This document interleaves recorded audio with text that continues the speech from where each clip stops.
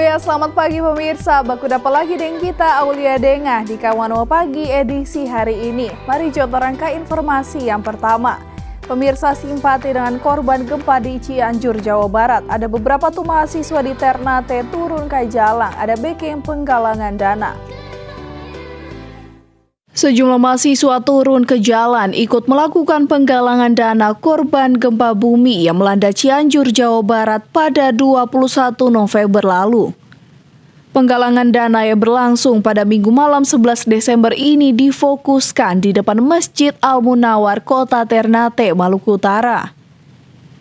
Pihak panitia penggalangan dana menuturkan sudah 45 juta rupiah dana yang terkumpul selama 2 minggu atau 14 hari penggalangan dana berlangsung hingga saat ini. Rencananya penggalangan dana ini ditambah beberapa hari lagi hingga terkumpul mencapai 50 juta rupiah sesuai target panitia.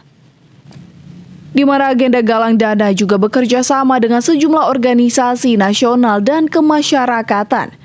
Yang kemudian dana tersebut akan disalurkan kepada korban gempa Cianjur melalui Dewan Masjid Indonesia.